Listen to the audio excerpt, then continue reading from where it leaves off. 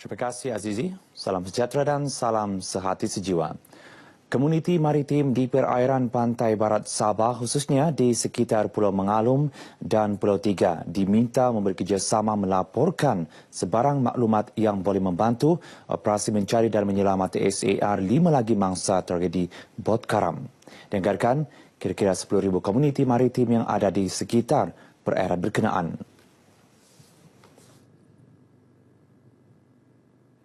Pengarah Agensi Penguatkuasaan Maritim Malaysia APMM Daerah Maritim Kota Kinabalu Laksamana Pertama Maritim Adam Aziz berkata, kerjasama daripada komuniti maritim termasuk penduduk di pesisir pantai, nelayan, industri perkapalan serta syarikat cari gali minyak amat diperlukan untuk mempercepatkan SAR. Sekiranya memiliki sebarang maklumat, mereka boleh menghubungi Perkhidmatan Respons Kecemasan Malaysia 999.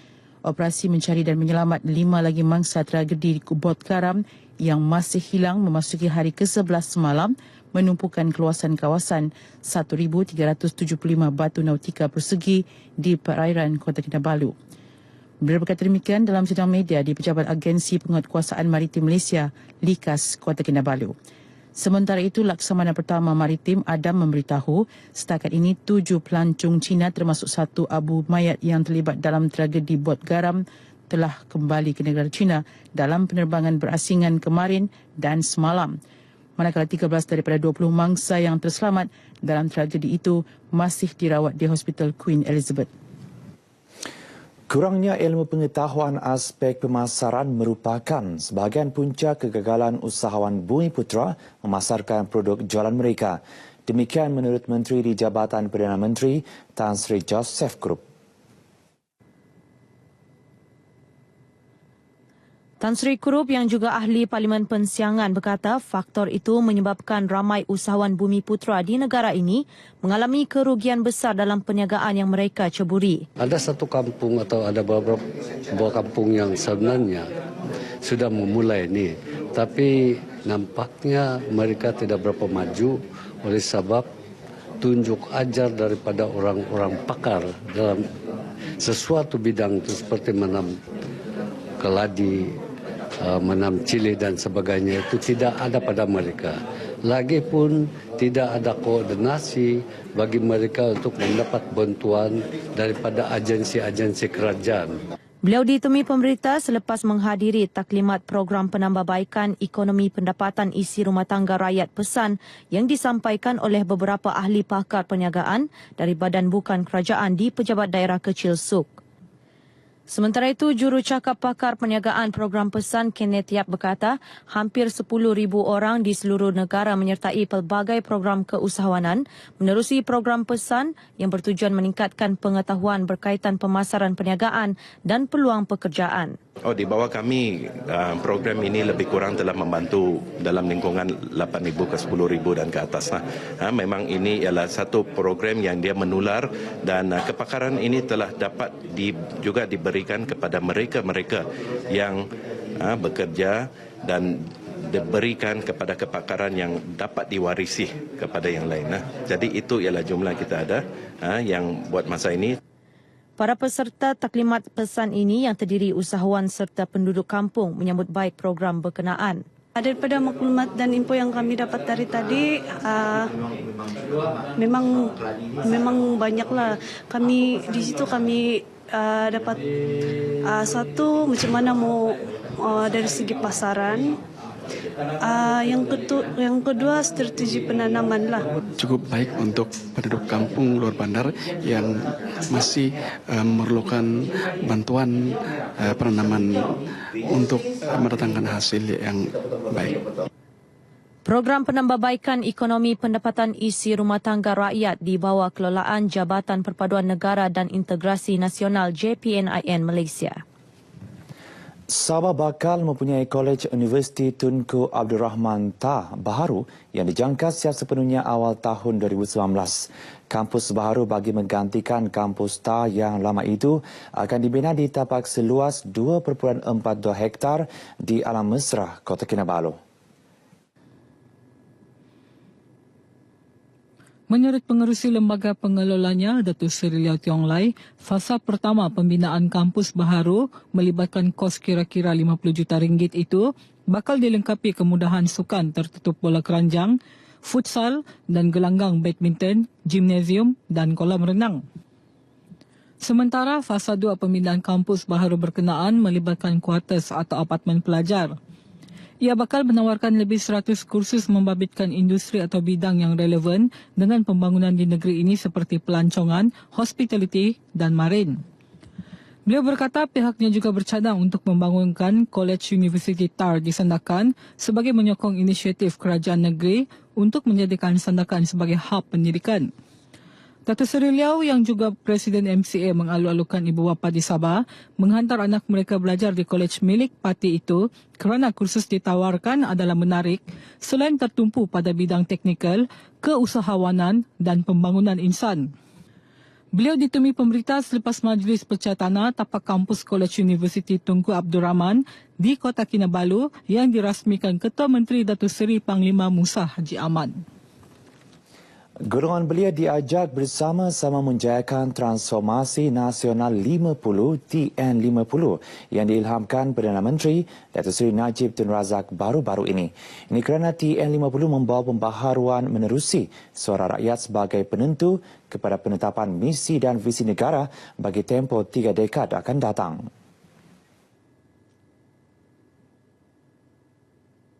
Anggota Dewan Undangan Negeri Adun Gumgum, Dato' Haji Zakaria Haji Muhammad Idris juga melihat TN50 sebagai cabaran golongan belia dalam membantu merealisasikan pembangunan negara dalam pelbagai aspek.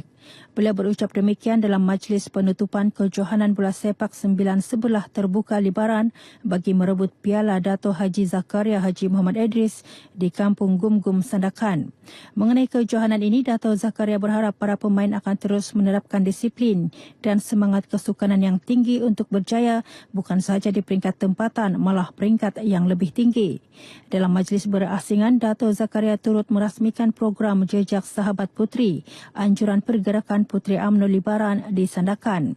Berucap dalam majlis ini, beliau berkata program Jejak Sahabat Puteri bukan sahaja dapat menarik golongan muda menyertai UMNO, malah memudahkan kerjasama dalam pelbagai aktiviti di peringkat cawangan dan bahagian. Parti Liberal Demokratik LDP mengulangi komitmennya untuk terus memperjuangkan perkara-perkara yang berkaitan negeri ini seperti yang termaktub di dalam Perlembagaan Malaysia. Presidennya yang juga Menteri Tugas-Tugas Khas, Datuk Teo Chee Kang berkata, ia bagi memastikan setiap kepentingan dan hak rakyat negeri ini dikembalikan serta dinikmati rakyat Sabah.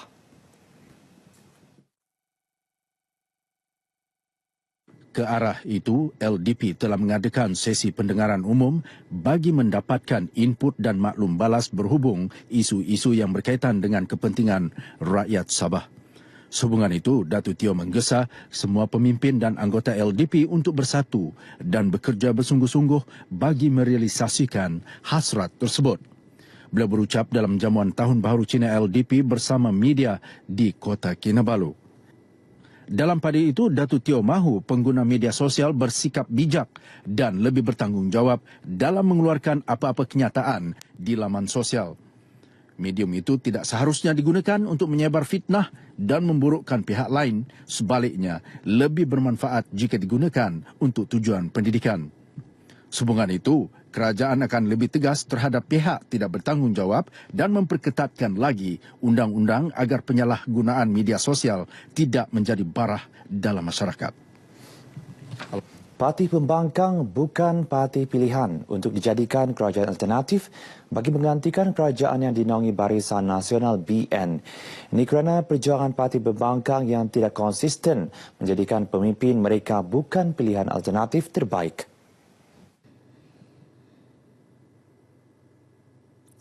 Sehubungan itu, Timbalan Speaker Dewan Rakyat Datuk Seri Dr. Ronald Kendi menggesa rakyat supaya tidak meletakkan harapan politik yang tinggi terhadap parti-parti baharu yang ditubuhkan atau digabungkan sekadar untuk memenangi pilihan raya akan datang.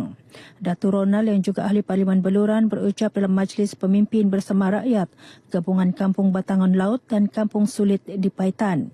Beliau juga berkata BN yang wujud sejak sekian lama terus melaksanakan transformasi pembangunan yang diperlukan masyarakat luar bandar. Justru penduduk luar bandar perlu terus memberi sokongan padu kepada kerajaan pada pilihan raya akan datang demi kesinambungan transformasi yang diperlukan. Penduduk di daerah Keningau baru-baru ini digemparkan dengan penemuan bunga pakmah atau lebih dikenali sebagai bunga gergasi rafflesia di kampung Matanoi Apin-Apin. Bunga yang berkembang mekar sebesar 54 cm itu dijumpai penduduk kampung Apin-Apin, Dennis Joachim.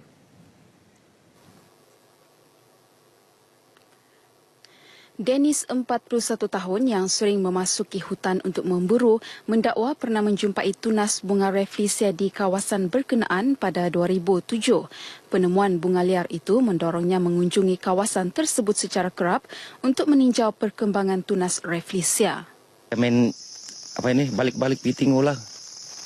Macam 1 minggu saya pergi tengok, 1 minggu saya pergi tengok kan. Tapi sama juga tidak dapat agak. Jadi dari tahun lalu lah saya mula. Yang ini saya jaga betul-betul dari bulan 10 lah saya balik-balik tengok tiap bulan, tiap minggu. Setelah saya dapat agak dia buka. Dia buka ini waktu 1 hari bulan. Ya 1 hari bulan 2 lah.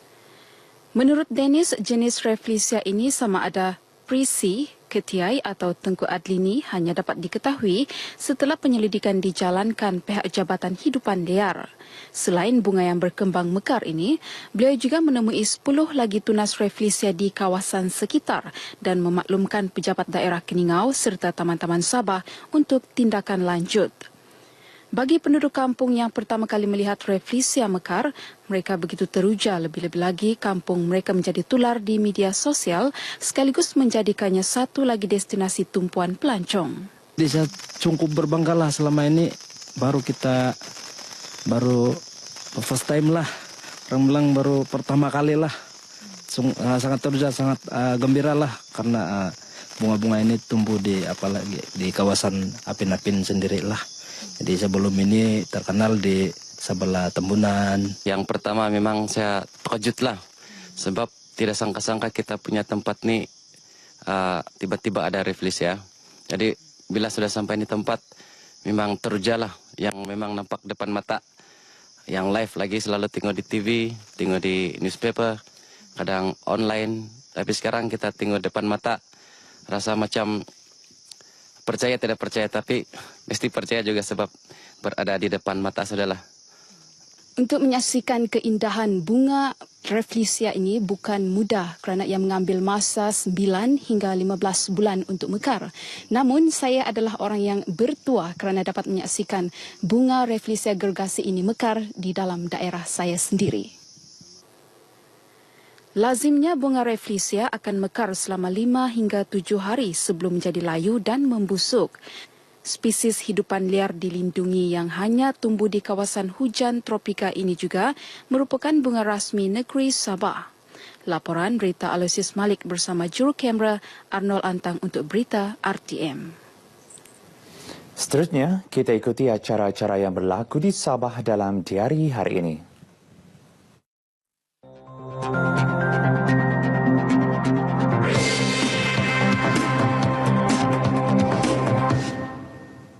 Pada pukul 10 pagi ini, taklimat prestasi keselamatan berkaitan jalan raya sepanjang tahun 2012 hingga 2016 bagi negeri Sabah akan diadakan di bangunan MUIS Kota Kinabalu. Sementara, Jawatankuasa Induk Majlis Menghafaz dan Tilawah Al-Quran peringkat negeri Sabah tahun 2017 akan mengadakan kunjungan hormat terhadap Yang di-Pertuan Negeri Tun Dr. Haji Juhar Haji Mahiruddin di Istana Negeri Kota Kinabalu pada pukul 10 pagi ini. Yang di-Pertuan Negeri Sabah juga akan menerima kunjungan hormat daripada Duta Besar Republik Indonesia Kuala Lumpur dan Pegawai Perhubungan Tentera Nasional Indonesia pada pukul 11 pagi ini. Akhir sekali, pukul 7 malam ini, pesta angpau akan berlangsung di Sipitang. Paparan tersebut mengakhiri bahan berita dari Sabah hari ini. Kembali kepada Azizi di Angkasa Puri. Silakan.